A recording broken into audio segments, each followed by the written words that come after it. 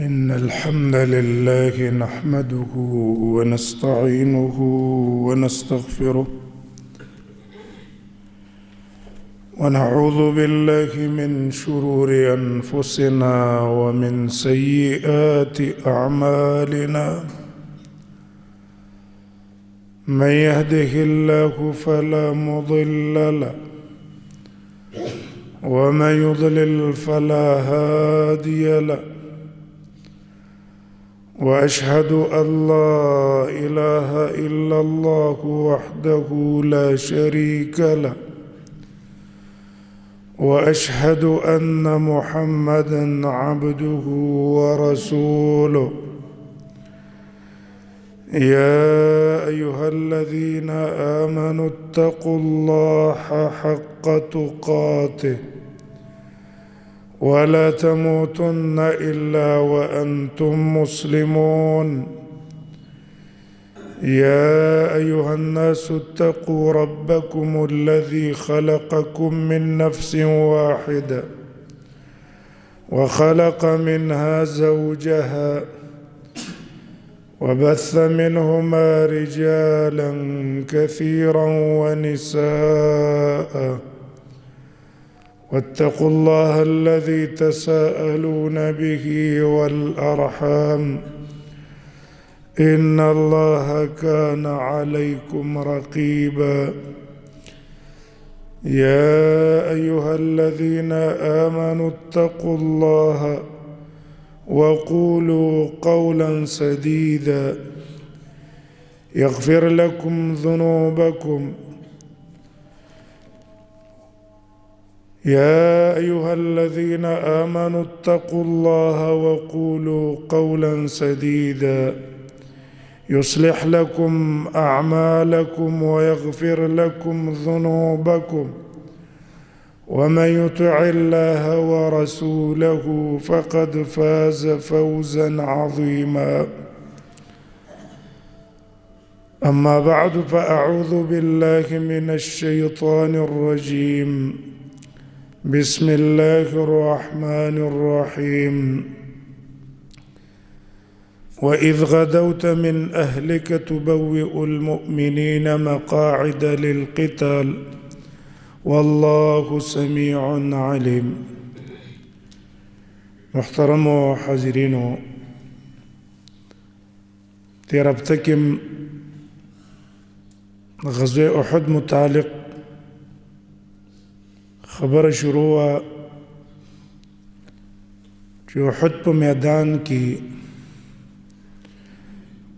ابتدا کی اللہ تعالی مومنانو لمدد او نصرت ورکړو ډېر کسان د مشرکان نه ووجل تر دې چې میدان مشرکانو پرېښودلو لاړ او تښتېدل خو چې کله هغه 50 کسانو کې 40 کسانو رسول الله صلی الله علیه وسلم مخالفت وکړلو او د اجتهاد د وجې نه وکړو چې موږ ته رسول الله صلی الله علیه وسلم ویلي دي د ځای نه به نه خوځېږئ خدا خو په هغه ټیم کې چې کله جنګ نو څو کافران وتښتېدل راځئ لاړ به شو غنیمت به راغونډ کړو هسې نه چې بیا دا کم کسان غنیمت راغونډ کړي موږ له پکې کیسه رانه کړي نو راکوز شو د خپل ځای نه نو د هغې اثر دا وشو چې ګټلی میدان الټه شو واپس په مشرکان الله راتاو کړو او د صحابو نه پکې او یا کسان شهیدان شو او زخمیان شو تر دې چې رسول الله صلی الله علیه وسلم په خپلم زخمی شو مخکې د خود کونډه لاړه سر زخمی شو غاښونه مات شو د نبی صلی الله علیه وسلم اوږه باغی گزارونه ولګي د خوک شو ډیره او دغه شان خپیم هغه زخمی شوې دا په دی وجه چې یاره تاسو ولې د پیغمبر حکم مات کو الله دې مؤمنانو ته دا ورښودله چې د نبی صلی الله علیه وسلم د حکم تابعداري به په هر حالت کې کوي عقیده کې هم د رسول الله صلی الله علیه وسلم تابعداري وي اخلاق کې هم د رسول الله صلی الله علیه وسلم تابعداري معاملات کې هم د رسول الله صلی الله علیه وسلم د سنت تابعداري معاشره کې تجارت کې په دې ټولو کې به د رسول الله صلی الله علیه وسلم چې کوم هدایات مونږ ته کړي د هغې مطابق به زندگی تیروي که مخالفت هم کوو نو بیا به نقصاناتو سره مخامخ وي دا تعلیمي غرض و د وجې نه سورت آل عمران کې واقع د احد ذکر شوی او د هغې وجې او علتونه بیان کړي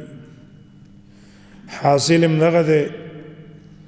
چې ګوره تاسو مخالفت وکړو نبی م خفه کړو د هغې په وجه الله تعالی تاسو ته دا خفګان در ورسو هم په دغه احد کې د نبی صلی الله علیه وسلم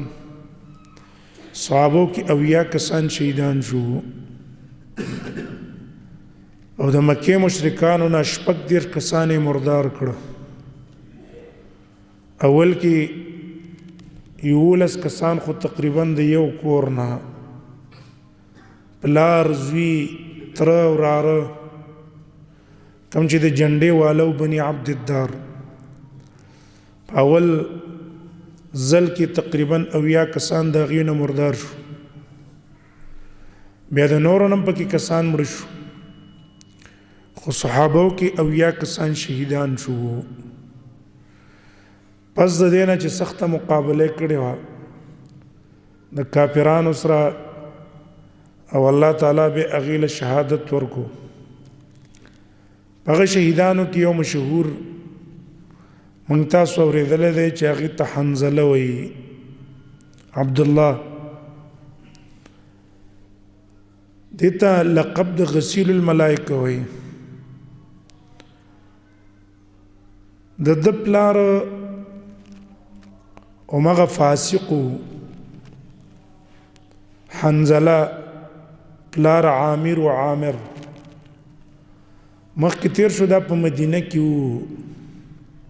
په انصارو کې او پیرتوب اختیار کړی وو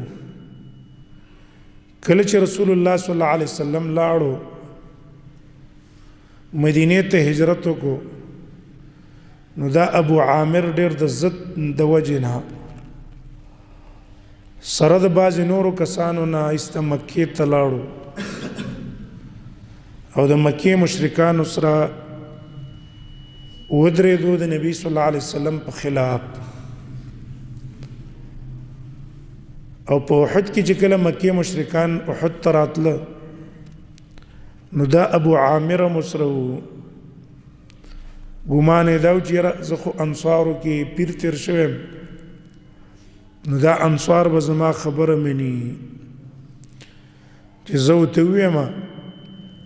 چې راځئ موږ سره ملګري شي نو ټول به ما سره ملګري کېږي او رسول الله صلی الله علیه وسلم به پرېږدي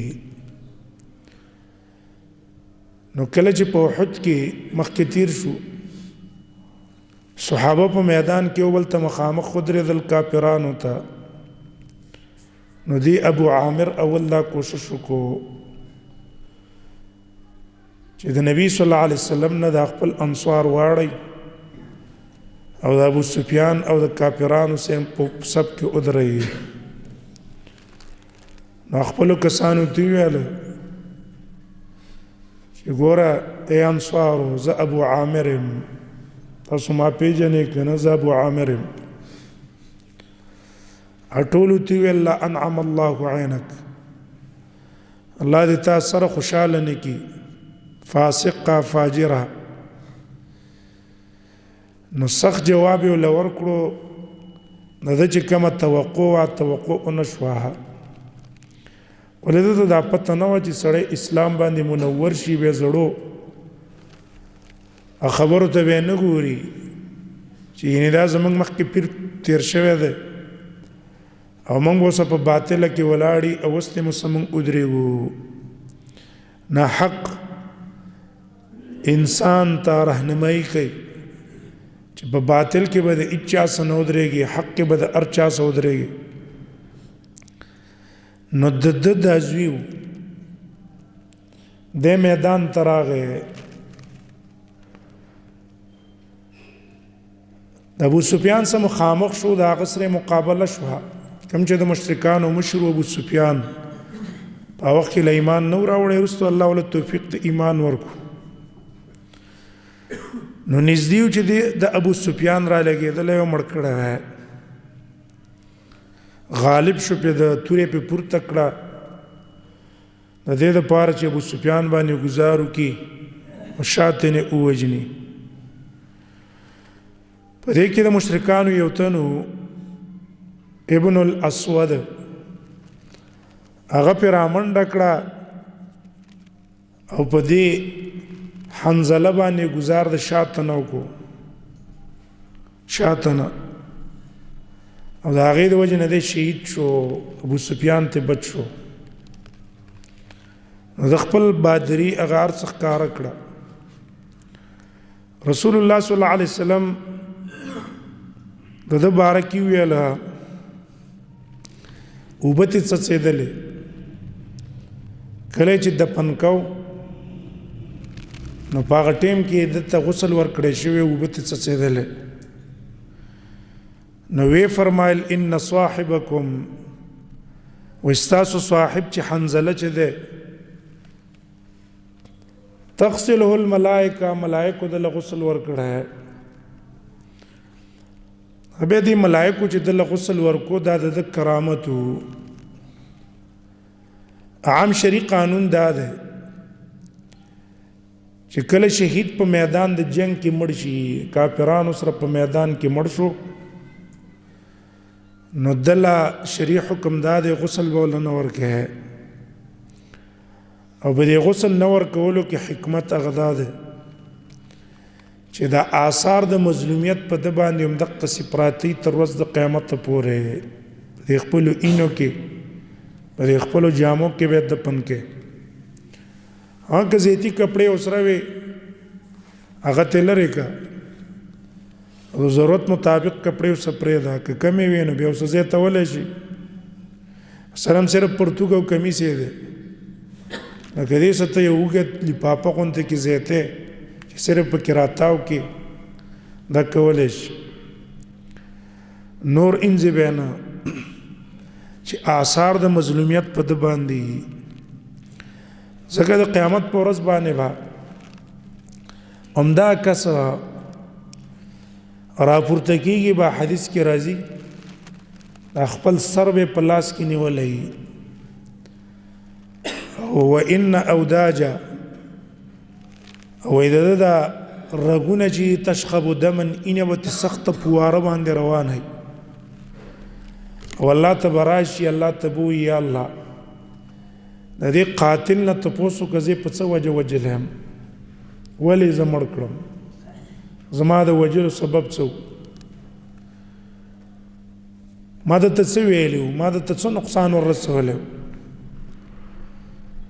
نو دقسې شهید به هم راځي، لکه دنیا کې په ناحقه سړی قتل وکړي، نو دقه مقتول به د قیامت په ورځ راځي، الله ته به د خپل مظلومیت وړاندې کوي. د دې وجې نه په جرمونو کې ډېر لوی جرم هغه د انسان وجل دی، بیا د مؤمن مسلمان وجل، ځکه د عام انسان وجل هم شریعت موږ ته جایز کړي نه دي. یو کافر دی مثلا هندو دی، سیک دی، مجوسی دی، یهودی دی، نصرانی دی، لیکن د مسلمانانو سره جنگ نه کوي، د مسلمانانو په خلاف چاته دعوت نه ورکوي او نه د هغوی سره مدد کوي، او زموږ ستاسو په علاقه کې، زموږ ستاسو په ملک کې اوسېږي، نو د دې کافر وجله موږ تاسو له شریعت جایز کړي نه دي چې موږ یې مړ کړو، د هغه اینه تویې کړو. او که تویې کړه نو قیامت په ورځ به الله تپوس کوي چې ولې تا ووژلو، د څه نقصان و تا ته. ټیک ده که کفر یو، خو د کافر وجل خو تعالی اله دي چې اسلام ته تی ضرري، مسلمانانو ته تی ضرري، مؤمنانو ته تی ضرري،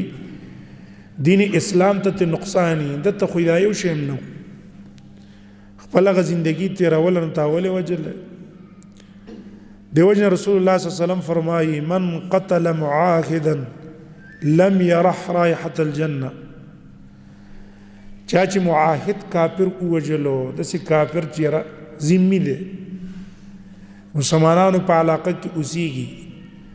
او مسلمانانو نه ټیکس او ذمہ ور کوي او د مړکو نو لم يرح رائحه الجنه د جنت به محسوس نه کی کافر پاتوش مسلمان چې کلمه وی لا اله الا الله عقیده د داغه مطابق د رسول الله صلی الله علیه وسلم د رسالت اقرار کوي د وجل خو ډیر سخت جرم دی ډیر سخت جرم یو روایت نه معلومیږي چې رسول الله صلی الله علیه وسلم فرمایي لزوال الدنيا اهون على الله من قتل رجل مسلم وکدا ټول دنیا ورانه شي نو د دې ورانه ول الله په نس دونه جرم نه دی مثال دنیا دې ورانه کړه په دې دنیا کې ته جمعه تمران کو په دې کې د خلکو کورونه مران کړه په دې کې د مدرسې مرانه کړي نو دا جرم دی خودونه غټ جرم نه دی په نسبت د یو مسلمان وجل یو مسلمان دی په ناحق باندې وجلو دا په جرایمو کې ډېر غټ جرم دی د وجه د مؤمن اینا دا ډېر قیمتي ده او د یو وجل نه دی ګوره دې سب بد امنی راځي دا د شوله کې تا ټول مسلمانان وجل موږ تاسو د پاکستان کې د هر شي قدر او قیمت شته خو د انسان قدر او قیمت نشته سات په سات باندې پلانکیزي کې سړی مړ شو پلانکیزي کې سړی مړ شو پلانکیزي کې دماکو شو دونه کسان پکې مړ شو په څه مړ شو هغه حدیث کې راځي وې د زمانہ براشي وې قاتل ته بدا پته نه لګي فيما قتل چې ما دا سړی ولې وجلو مقتول ته پته نه لګي زی په څه وجلم تقریبا هغه زمانہ وسراغله ده سبب نه دی معلوم وجه نه دی معلوم دا کستی ولې مړ کو په څه وجه مړ کو اسباب د قتل د دې څه دي وجلې څه دي چې دا غمړ کو نو د دې قتل د ډیروالي د وجه نه د خلکو د زړه نه د دین دغه ختم شو هغه نحوست او غټواله ختم شو دا ته معمولی خبره ښکاري ولاره کې با د یو دورو په غل وي دورو په غل او هغه برا لګيږي تا نه غلا کوي نو کله چې لک پوي شي چیرې ستې پیسې نشم غستلې نو را لګيږي سړی وجني نو دته د قتل اهمیت ته نه معلوم چې دا وجل معمولی خبره نه ده چې زه دا سړی وجنم او زه دا مړ کوم دا خو څه چرګ نه دی چې د چرګانو په مخ کې چرګ الالیږي او غنور چرګانې پروا نه ساتي او زه ګډوره نه دی خو انسان دی د خور شته د مور شته د پلار شته د رونه شته د قام قبیل شته د یاران دوستان شته ټول پتا څه کړ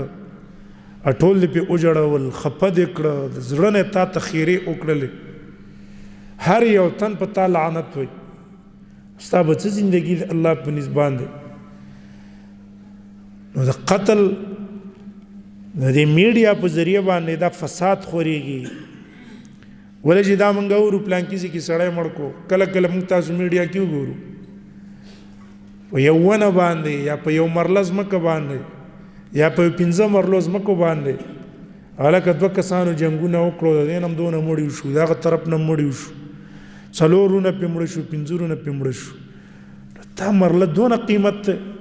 د ځمکه دونه قیمت ته چې ته په ځمکه باندې سړی وجنې په کور باندې سړی وجنې په مال باندې سړی وجنې وجداد چې د دې اهمیت سره شته ده نو او زمنګ ستاسو دا کم نظام چې دی دا نظام الله ته توجه پکار ده چې الله دا زمنګ نظام بدل کړي چې دا نظام بدل شي نه په وخت باندې به دمنه ډیریږي کمیږي ونه دعا د الله نه د نظام بدلولو په کار ده د قانون بدلولو په کار ده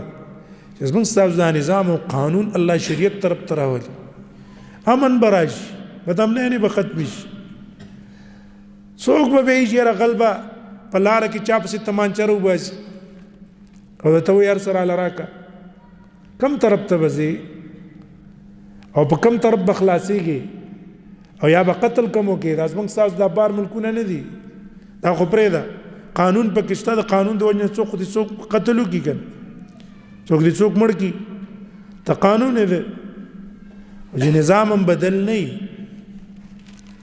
نو دا پریشانۍ به نور هم ډېرېږي نو دې وجې نه قتل په ګناهونو کې ډېر لوی جرم دی الله په نسبت باندې د هغې وجل جایز نه دي نو د قیامت په ورځ باندې به دا الله ته وایي یا الله فیما قتلني زه یې ولې مړ کړم په څه وجه یې مړ کړم نو دې وجې نه د مؤمن اینې تویې کولو کې به ډېر احتیاط نه کار اخلو ډېر احتیاط کله چې یو مثلا جنگ می خو جنگ کې مشتبه ده شوبه ده پکې چې یاره حق به یې که نه به فتنې زمانه شوه مثلا نو په دې ټیم کې کمال دا دی چې توره استعمال نه کړي ابو ذر رضی الله عنه رسول الله صلی الله علیه وسلم ویل چې یا د الله نبی ابو ذر ورته ویل زه په فتنو زمانه کې څه کوم ورته ویل ولیسعک بیتک کور کې کښېنه جبه دې بنده وساته استعمالوې مه کور کې کښېنه هغه د الله نبی که په ما باندې کس راغی په کور کې زه دننه ناست یم وجني مې نو بیا نبی صلی الله علیه وسلم ته پسې توره مه راله که ته د هغې ټوپک د تمانچې یا د تورې دا پړقاري نه ایرېږي چې اوس به مې مړ کوي اوس به رانه سر اړئ نو په سر باندې کپړه واچوه چې هغه درته نه ښکاري همدقسې دې مړ کړي لیکن ته به په فتنو کې لاس پنه استعمال ہے دې لپاره چې الله ته پاک ورشي په فتنو زمانو کې به بیا ځان به ساتي چې پته نه لګي څوک په حق دی څوک په باطل دی په داسې زمانه کې به هم به ځان بچ کې نو دې وجې نه شریعت دا حکم کړی دی چې په میدان جنگ کې څوک مړ شو شهید شو به غسل به ورله نه ورکړي هدې حنظله له چې غسل ورکړی شوی دی نو دا بعض علما خو دا وایي چې دا د دې د وجې نه ورکړی شوی دی چې یو تن شهید شو په حالت د جنابت کې و که جنابت کې نو غسل یې نشته که په حالت د جنابت کې مړ شو غسل به ورکړي ځکه ملائک را لګېدلي دي حنظله له غسل ورکړی دا د عام علماء قول دی لیکن دویم قول هغه راجح دی چې نه په میدان کې چې څوک شهید شو د کافر په مقابل کې اگر که جنوب هغه د پاره غسل نشته همدا حنظله حدیث کې راځي رسول الله صلی الله علیه وسلم ته پوښتنه کو وې دله ملائکه غسل ورکړی دی سلو صاحبته د خزنه ته پوښتنه کوي چې دا ولې څه عمل دا وکړو چې داغه عمل د وجه نه ملائک را اولګي د دله غسل ورکو ماخذ یو تی ویل چې د صحبت او کورواله ما سره کړو او چې کله आवाज واورید چې رسول الله صلی الله علیه وسلم په میدان کې دی اول ته تله دی کافرانو مقابله سره دی نو غسل مو نکړم دغه په حالت د جنابت کې میدان ته درغه او په دغه حالت باندې مړ شو نو رسول الله صلی الله علیه وسلم د کرامت د وجنه دا ویل چې ملائکه د غسل ورکو او اذا شرعن غسل نشته که په دې وخت کې څوک په میدان کې شهید شو په حالت د جنابت کې غسل بنه ورکي ذکر رسول الله صلی الله علیه وسلم حنظله خپل غسل نه دی ورکړی ملائکه ورکړی خدای کرامت ته بس دا به ماغي تبریدو که چرته غسل وی رسول الله صلی الله علیه وسلم به مونږ ته ویل او دا دغه کرامت ته د اعزاز شو دی وجنه غسیل الملائکه ورته وایي او دا قول راجح دی چې در پارم غسل نشته. دویم شهید به دفن کیږي د خپلو اینو د خپلو کپړو سره. نبی صلی الله علیه وسلم د احد شهیدان د خپلو کپړو ارض سره دفن کړه. دریم نمبر جنازه پشته کنه نو روایت مختلف دي. دا غي د وجه د علماء اختلاف دی. بعض روایتو کې راځي چې رسول الله صلی الله علیه وسلم په شهیدانو د احد باندې جنازه کړي. بعض روایتو کې راځي چې رسول الله صلی الله علیه وسلم په جنازه نه ده کړي. نو دې اختلاف د روایتو د وجه نه د علماء خپل منځ کې اختلاف دی چې په میدان جنگ کې څوک شهید شو کافر په مقابل کې بغیر د جنازې نه دفن کړي. دویم قول د علماء دا دی چې جنازه په پکار ده. ذکر روایتو کې راځي چې رسول الله صلی الله علیه وسلم په شهیدانو د احد منځ کړه یو بل کله چې مړ کېدو د مرګ نه مخکې رسول الله صلی الله علیه وسلم شهیدانو د احد ته ورغی په هغې باندې 8 کاله پس په قبرونو یې لمونځ وکړو. نو دې وجې نه مونځ پې پکار دی او دا مونځ د جنازې مسلمان د دې دپاره کېږي چې یو طلب د مغفرت یې موږ وکړو د الله نه.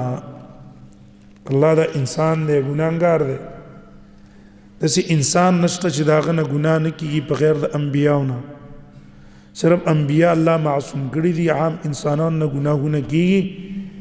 نو یا الله دته ته مغفرت وکړه. دا شپارس دی. دې وجه نه جنازې له چې موږ ځو نو د الله د رضا دپاره به ځو. مخ ملازې دپاره تل نه دي پکار چې یاره زه پلانکي جنازې له ورځم چې سبا زما جنازې له راشي. زما او ستا جنازې لکه دا ټول پاکستان راشي چې عقیده هم جوړه نه وه عمل هم جوړ نه و او معامله هم د الله سره صحیح نه وه او د مخ ملازې دپاره دا کسان رال هېڅ پیده موږ ته نه راکوي. غټوالی د جنازې موږ ته فایده نه راکوي. او چې کله م عقیده جوړه وه د رسول الله رسالت هم منو د الله توحید هم منلو نو بیا که جنازه باندې لږ کسان هم رال 40 کسان په یو روایت کې راځي بل روایت کې 100 راځي او الله ته شپارس وکړو یو روایت کې 300 راځي او الله ته زموږ دپاره شپارس وکړو. دغه شپارس په اخلاص باندې الله زموږ په باره کې قبلوي. د وجه جنازې لکه د چازو اخلاص نیت پکار دی. مسلمان دی مؤمن دی جنازې له به لاړ شم په ما حق دی او د چې کم کسان دی هغې ته به تعزیت وکړم ځکه یو د مړي حق دی یو د هغه مړي د اولیاو حق دی. د مړي حق جنازه چې مونږ یې جنازې له ورشو او هغه له شپارس وکړو او د اولیاء حق دا دی چې هغه ته تعزیت وکړو چې الله تعالی صبر درکړي او آینده دی الله ته خیر درکړي او تعالی ذریعه د اجر وګرځي. نو دې وجه نه جنازه باندې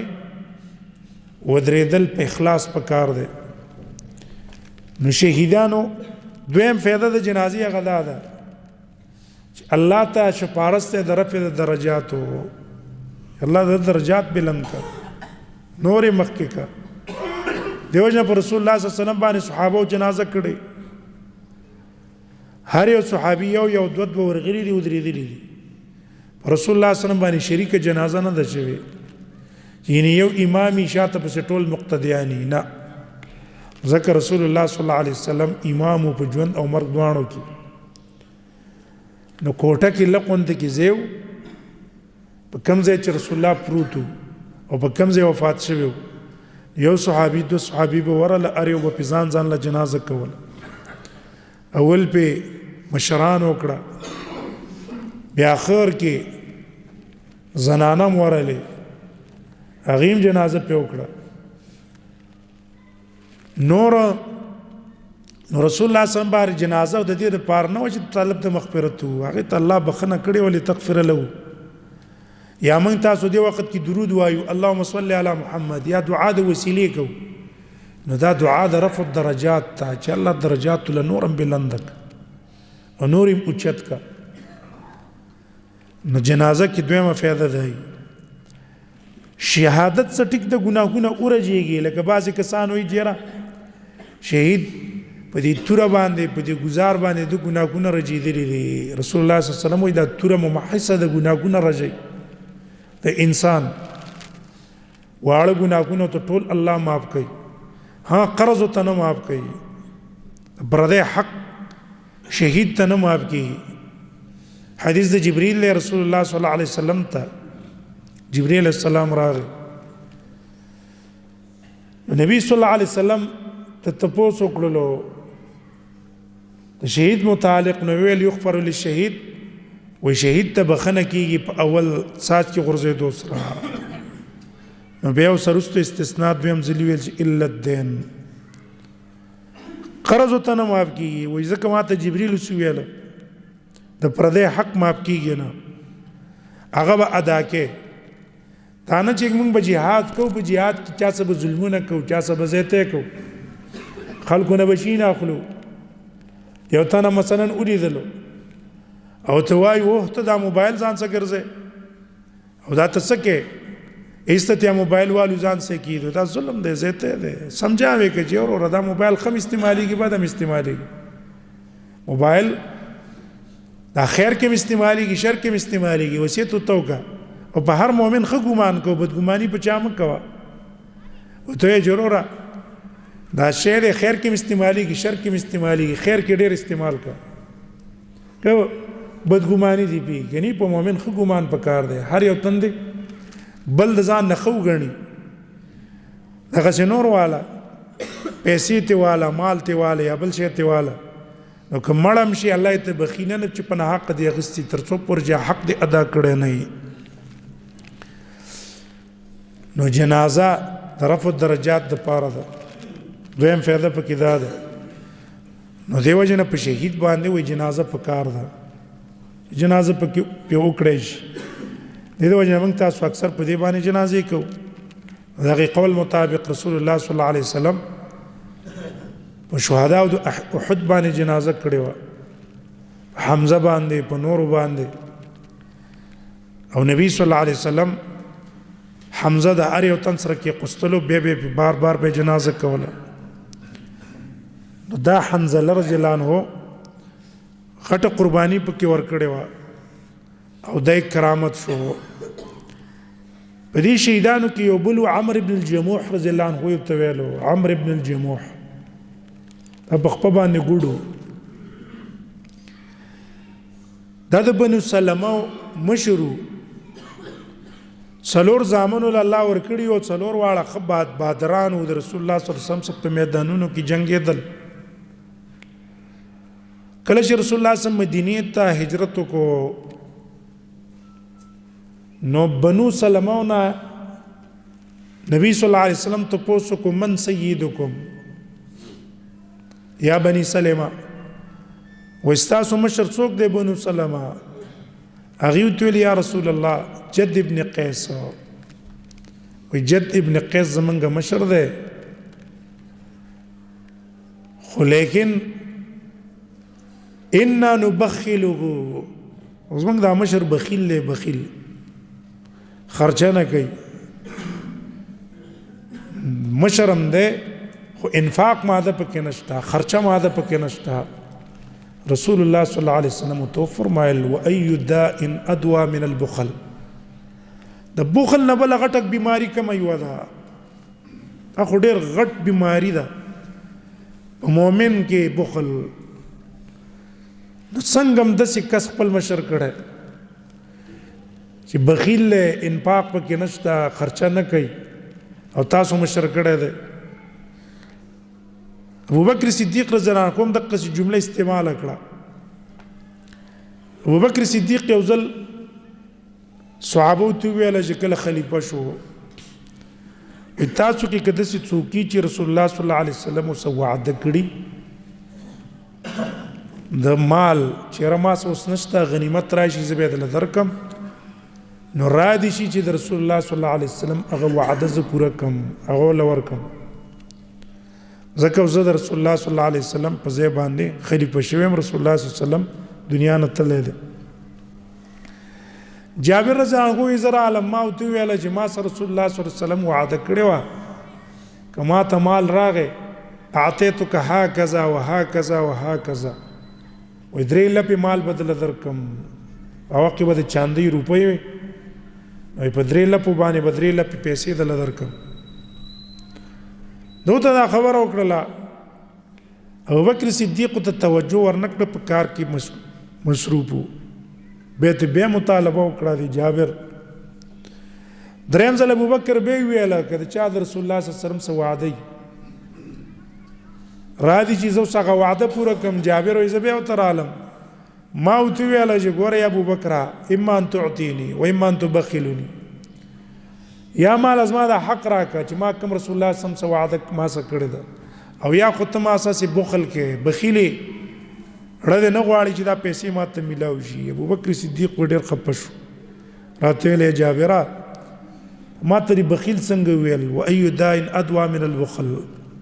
د بخل نه کومه ډېره غټه بیماري شته دې نه بله غټه بیماري سره شته ده. دې وجه رسول الله صلی الله علیه وسلم فرمایي وایي دوه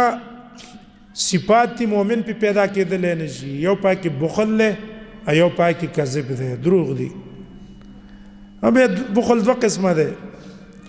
یو هغه بخل دی چې حقوق واجبه نه ادا کوي زکات ورکول هم پې بوج دی ښځې له خرچه نفقه ورکول بچو له نفقه خرچه ورکول هغه پې بوج دی.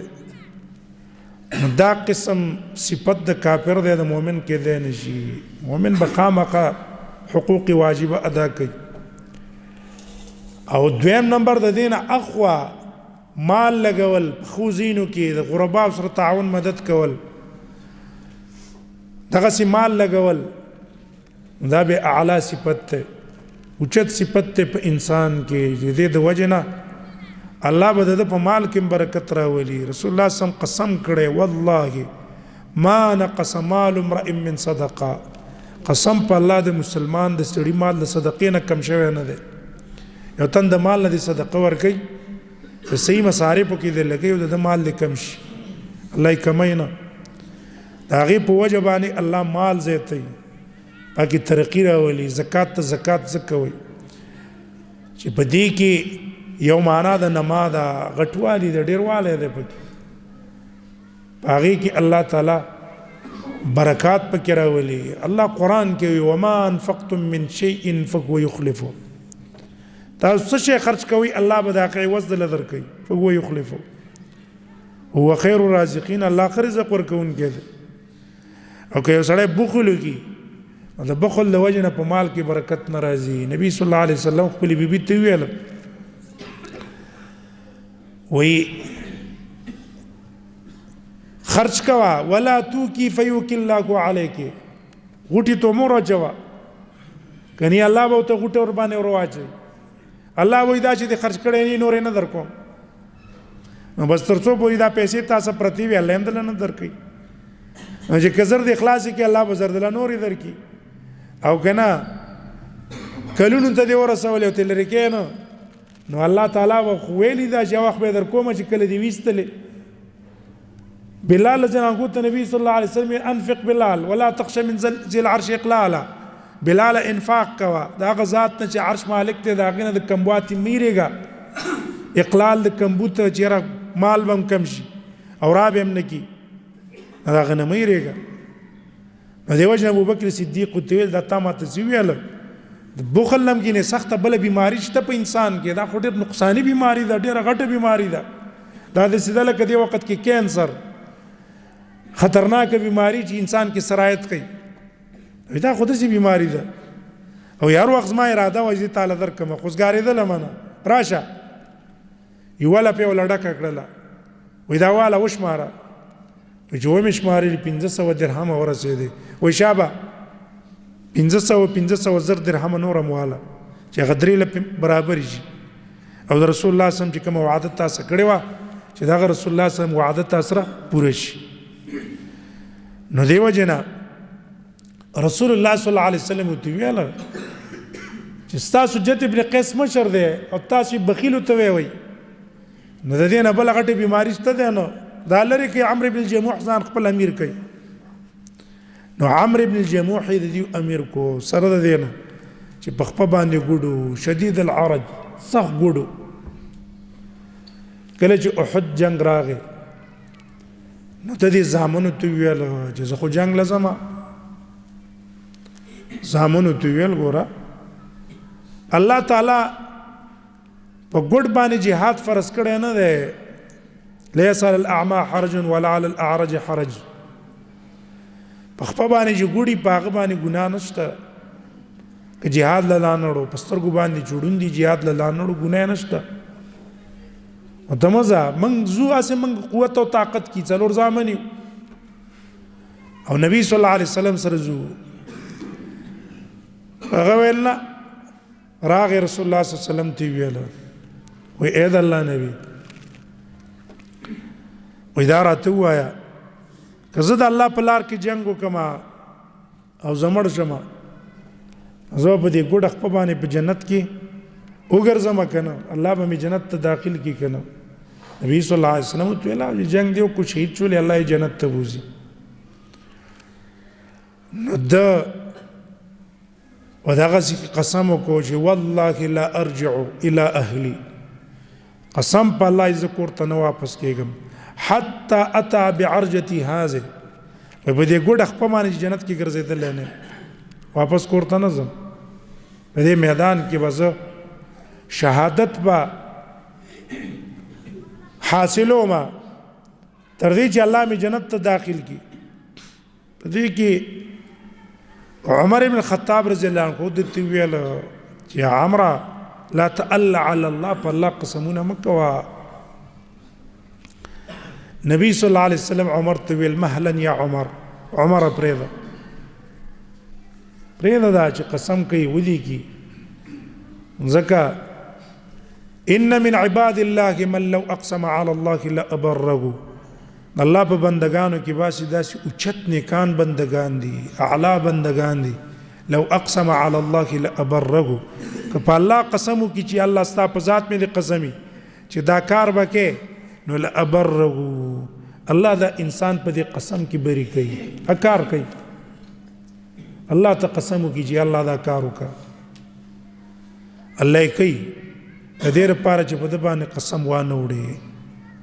من عباد الله دا اوچت خلق دي وي په دې کې د عمرو بن الجموح هم د چې په الله قسم وکړه اوس به دا قسم الله د پوره کوي دې وجه ته پرې ده هم په دې کې فضیلت شو چې ګوره دي انسانانو کې بعض داسې اوچت په درجو والا خلق دي چې الله نه څه غواړي الله ولا پاسات باندې هغه ول ورکوي قسم چې د الله په ذات وکړي چې استا په ذات مې د قسمي باران وکړي ستا په ذات مې د قسمي د پلانکې کار وکړي ستا په ذات مې د قسمي زما د مرګرو له بداشه ورکړي دله به صحت ورکړي دله به روغواله ورکړي دله به پلانکې کار سر ته رسې نو الله تعالی په قسم کې بری کوي قسم په ناړي هغه کار کوي د وجه نه موږ تاسو صحابه واقعات وګورو هغه اثار وګورو هم دقه سي اوچت خلقو هغه بارک راځي ابو حازم اب تابعینو کې د انس رضی الله عنه شاګرد دی دته یو تن راغی مستجاب الدعوات او مقصیو چې قسم به څنګه وکړه قسم به الله ولا پوره کو کله کله به سوی به منډه بواله واړو ما شومان برالو تویل هغه سوی د دعا او کده الله نه چې دا پځې ودرې چې مونږه اونې سو هغه به ویل یا الله دا سوی د ما شومان ته ودرو هیڅ سوی به پځې ودرې د لساره نه سوی ما شومان به ونی ولا یو تنو تراغه سربانی سر اختنو گنجیو اختپنه راخته و تویل د الله نه دعا او کجما په دې سربانی اختراو خېږي نو غل کینا د کینو او اذکاری شروع کو دعاګانې د الله نه شروع کړي په دې دعا کې اوجړل سترګونه اوخ کې لاړې د اوخ کې راواغستلې او د کس په سر باندې راخکلې او ویل یا الله دلته اخته ورکا دا گنجه سری دی او خلق ته نفرت کوي یا الله ته ول اخته ورکا مزیدار او ته ویل پاتېګه قم باذن الله پاتېګه چې څنګه پاتې د چوپې پیو کو الله په مزیدار اختر او خجول صلوا علی الله دعا قبول کړ محمد بن منکدر هم دغه زمانی تابعی دی صحابونه کتر الو ځکه صحابو ډیر واقعات دي چې هغه د الله سره تعلق هغه تعلق د وجنه اقسم على الله لا ابره هغه درجه ته رسیدلی دا محمد المنکدر د مرګرو سره jihad ته تلو یو بیابان کې روانو مزل وکړو په دې کې د مرګرو خپل منځ کې ویل یار ارمان دی چې تازه کچھ وی خوړلې مې په بیابان کې تازه کچونه د کم ځای نه ارمان دی چې تازه کچھ وی خوړلې مې محمد المنکدر دویل ګورا تاسو د الله په لار کې راوځي الله قادر دی په دې باندې تاسو تازه کچھ درکې الله نه وغواړي بیا الله ته ویل یا الله زما دا مرګري تازه کچھ غواړي ته دې ول تازه کچھ ورکا چې دې څنګه ویل لکونته کې لاړ چې وکته دوه غټي بوري تازه کچھ پراتو نو مرګري تل دونه کوم دا واخلې الله ولا ورکړه دې ته کرامت ویل کېږي لکه مریم علی السلام ته الله د جنت خوراکونه راوسته مریم نبی نه و ولی و بعض علماء وایي نبی و خو دا قول راجح نه دی په انبیاو کې خزه نه وي او نه الله په خزو کې انبیا را لېږلي ځکه چې نبوت دعوت غواړي او خزه په کور کې دنه ناشتي ډېر هغه کارونه چې سړی کولای شي خزه نه شي کولای ولی و بعض مفسرینو قول د نبی کړه د خاصی نه ده او الله ول خوراک ورکو جنت نو ول خوراک راتلو یا خبیب رضی الله عنه مکه کې گرفتار دی قیدی دی غزنانه رستو ایمان راوړو هغه وی قسم په الله وی ما خبیب لیدل په زنجیرونو کې تړلې شوی وما بمکه من ثمره په مکه کې میویم نه وی او دته به په زمانہ غ موسم د میوه نو او دته به تازه خوراکونه به دته مخې ته پراتو مثال طور په دې جیمی کې انګور نه لیکن هغه ته انګور پراتو مخې ته او زنجیر کې تړلې شوی او دشمنانو تړلې او چاغي خو په چپقت نه کو چې یناغي په شفقت کو تر دې چې هغه کم کس په قیدی مقررو نو دی خبیب ته ویلو وګوره زما پتا یو حق دی ته به ما مقرره زستا په لاس کې ما قید ما نو حق زما دا دی چې ته مال کم خوراک راوړې ګوره داسې خوراک را نه وړې چې هغه د غیر الله په نوم باندې ذبح شوی غیر الله په نوم حلال شوی هغه به نه راوړې ما ته پته نه ته به مال راوړې زه به اخرم ما ته وایا چې دا د غیر الله په نوم نه دی ذبح او دا د الله په نوم باندې ذبح شوی دی نو دقه خبیب دې ته کرامت وایي دې محمد المنکدر ودونکم دا واخلئ په دې کې مرګرو ویل یاره کاش کې دې څه تازه شاتم وي او دا کوچ وي او شاتم شریک وړلی نو محمد المنکدر ویل ګوره کم ذات چې تاسو له په دې کې کوچ دله درکړه هغه قادر دی په دې چې تاسو له شاتم درکړي الله نه شات وغواړئ که نه الله ته بیا سوال وکړو چې یا الله زما دا مرګري شات غواړي ته ول شات ورکا لږ مخکې چې لاړه دوه ټپکې د شاتو پرته وي او دونه کوم دام واخلئ شاتم غوښته الله دله درکړي دې ته ویل کي من لو اقسم على الله لابره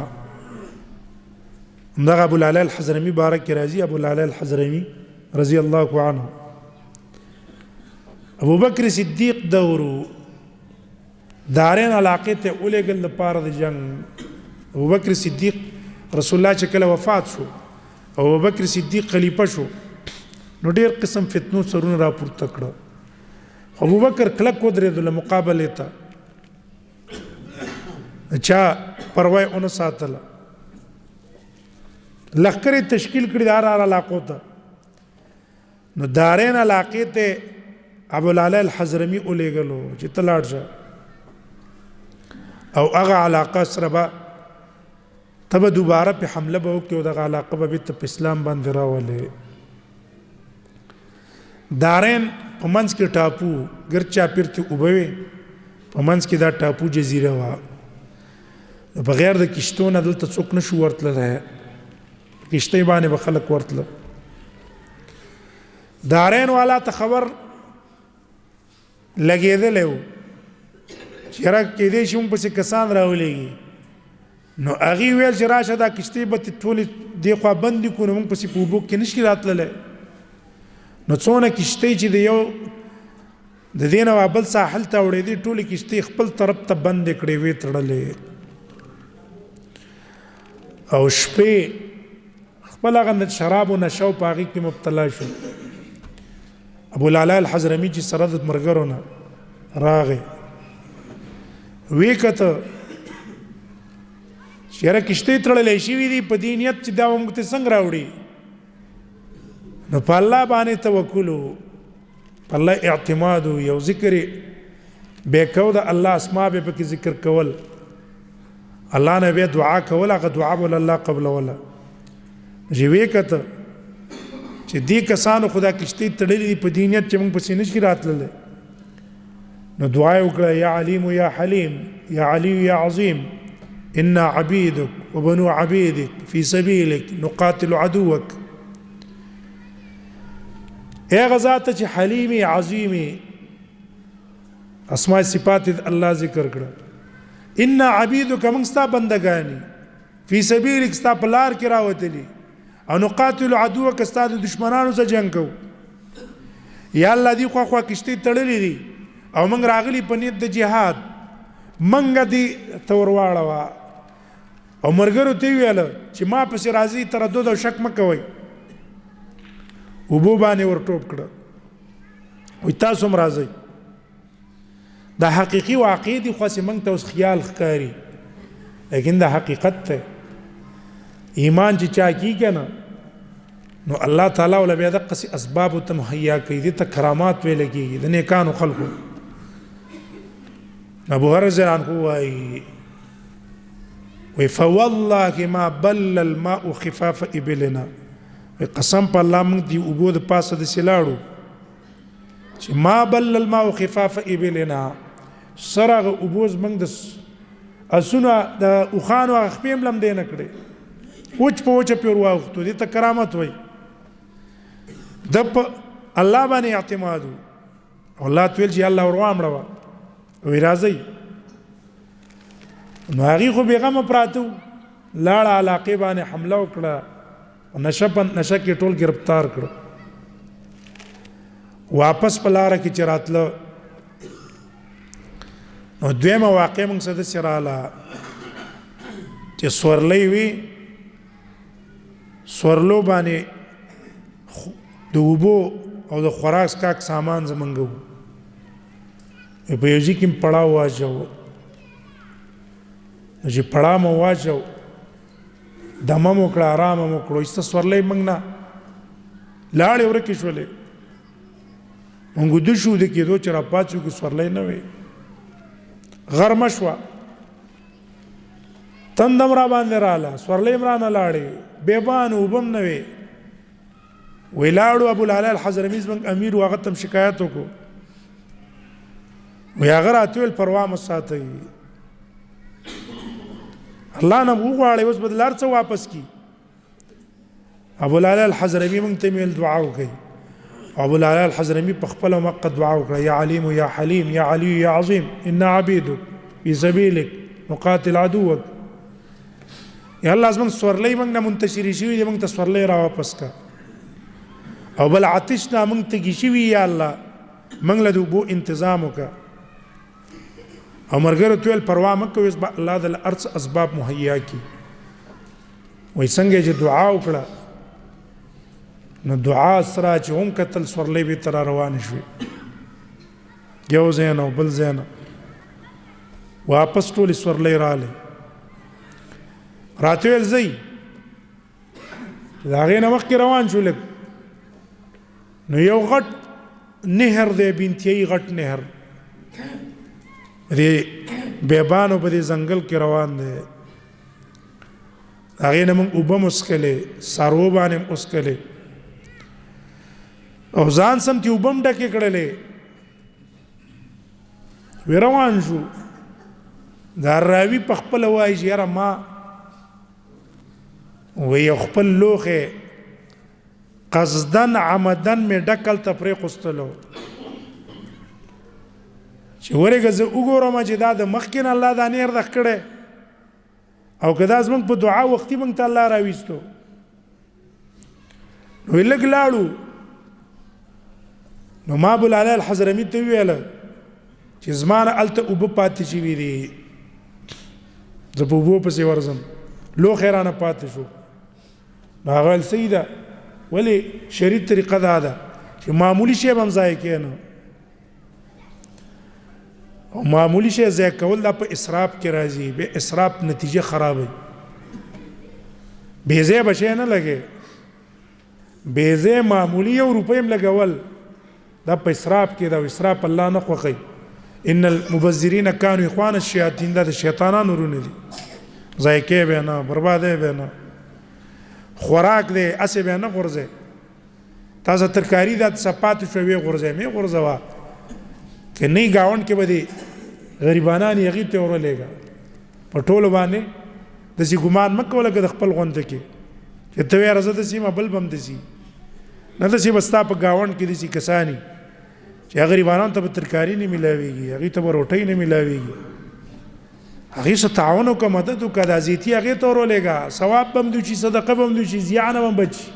ولی بار غرزه ولی ځای کې اسراف باندې کې دیو جنا رسول الله صلی الله علیه وسلم نے معمولی امیل د عائشہ ورک شو په دویم ځل سفر کې عائشہ زنه رسول الله ته ویل نبی صلی الله علیه وسلم التکین استلو او کسانې پسې اولېګل چې ورشه د امیل پیدا کی 15 کس سره دا غنه چې سار منځم پیراغه ابو بکر صدیق راغه عائشہ زنه ته ډېر څه غوسه چې تا رسول الله می سار کړي دي خلک هم دي سار کړي دي او امیل د وجنه او رسول الله صلی الله علیه وسلم نتلو تر دې چې هغه امیل پیدا کو او سار منځ وبم سره نوې آیات د تیمم الله نازل نو ځایکه به نه شینه وځایکه نه نو دیو جن ابو العلا الحضرمي ته لاړ شته سی تنوي جزالک بس لوټه دي او قلار دي بس پاتې کسانې ادر ول وې ز چرالم چې یومه کتن نهرونه بل شي مقصد به بانو وی الله د په دعاګانو دا مونږ تر استلو درې مو مونږ ته په دې سفر کې امر شو نو سفر کې چې کله مړ شو مونږ سره وبنوي چې غسل مل ور کړی دا غسل د مړي واجب دی شهید نه بغیر نور کسان له غسل ورکی نو موږ ویل راشه تیمم ولوکا ځکه به تیمم ولوکي عام چې څنګه تیمومي دا ودس د قصه تیمم د غسل هم دی وي دپنم کړو چې لک مخ کې لاړو بم پیدا کړي خپل منځ کې مونږ ویل چې دونه خو تللی نه راځي دوباره به راوځو غسل به ولور کو او بیا به دوباره جنازه پیو کو دپن به کو وي واپس چې داغه قبر ترالو هغه قبر نو است قبر موږ نه ورک شو پټ شو ورک شو بعض دي صحابه دي چې داغه قبرونه اوس پورې نه دي معلوم الله پټ کړی دي څه حکمتونه په بنا نو قبر موږ نه ورک شو پاکي خبيب ده خبيب بلیو الارض ته وای ځکه خبيب را پانسیو نو نبی صلی الله علیه وسلم کسان اولېګل چې دا د مشرکانو علاقې ته ورشي دا را کوس کوي چې بس ورغه کرچا پیرته مشرکان پراتو نو هغه په دمه دمه راکوس کو چې څنګه په اس باندې واچو را روان کړو مشرکان په خبر شو دیو چې را منډي هغه په شاته وسته په دې منډه کې ته پریوت الله پس مکه دن نه بوتلو بلی الارض توي مشرکان لاسته دوباره ورنکړو چې پته نه د کمزې کې پټ دی کمزې کې ورزیدل دی الله پس مکه دن نه بوتلو نو کله چې دی کور ته رااله د خزینه ته پوس وکړلو نو خزي وتویل د دعا دا کوله همدا اسکار به ویل او دا به ویل چې یا الله زما د عورت په دنیا کې چاته نه د کار شوی یا الله په مرګ په ټیم کې زما د عورت چاته مکار کوا نو دې د وجه الله د ذکر مړ کو چلته وبنوي او تاسو هم دقه سي دپن کو ځکه کو به او غسل ولا ورکوله هغه دعا ول الله قبول کړي نو عمرو بن الجموح و ادم پاغي کړي اقسم على الله الابر دلم الله به شهادت ورکو او رسول الله صلی الله علیه وسلم ویل وی عمرو بن الجموح دا پاغه ګوړه خپ باندې په جنت کې روان دي اسمان اوخ باندې واچو چې کور ته راولي اوخ نه راتلو دی خو واپس احد طرف ته بتلو دی خو به نه راتلو نو ما اندازه هم دغه واجد قسم کړو چې والله لا ارجع الى اهلي کور ته واپس نظم ترڅو پورې چې په دې خپل باندې جنت کې ګرځیدل نه نو واپس کور ته الله رانه وستوي پق ځکه شهید شو نو پاغه شهیدانو کې عمرو بن جموح هم په خپل باندې ګوړه خپل شجاعت او بادری ورکړه اسی به مړ کېدو لیکن اعلی درجه د شهادت الله ول ورکړه او درستو د پاره یو سیرت شو الله دې موږ تاسو دې صحابه سره په جنت کې یوځای کی او په مرګ په ټیم کې الله زموږ تاسو روحونه دا غي یوځای کی او الله دې عذاب د قبر او عذاب د جهنم نه موږ تاسو اوساتي او الله دې د هر قسم فتنو د مصیبتونو موږ تاسو بچ کی او آفتونه مصیبتونه مرزونه نه ټول نه دی الله موږ تاسو بچ کی څوک بیماران دي الله دې ول صحت ورکي څوک قرضدار دي الله دې قرضونه ول ادا کی چا کارونه نه دي حلال کسبونه دي الله ول ورکي دي چا کارونه شتا الله دې ول حلال رزق پای کې ورکي برکت والا او سمنګ تاسو په دې ملک باندې الله دې خیر فزان ور په دې باندې راولي تفریقی د اموال بربادول ضایع کول د یو بل سره عداوتونه دشمنان د یو بل سره خلاف الله دې ختم کی الله دې په قران او په سنت منګیو کی عقیده کې دې الله یو کی او سیاست کې دې الله منګ په قران او په سنت یو کی دا شین اور ګن طرف ته روان دي الله دې په یو قران باندې سکی منګیو کی دا په اتفاقین دې الله ختم کی محبتونه فزاګان دې الله پیدا کی او الله دې زمنګ تاسو اخر خاتمه په ایمان کې او د عذاب د قبر نه دی الله موږ تاسو ساتي جنت دی الله موږ بيسات بكتاب داخل کی بارك الله لي ولكم في القرآن العظيم ونفعني وإياكم بالآيات والذكر الحكيم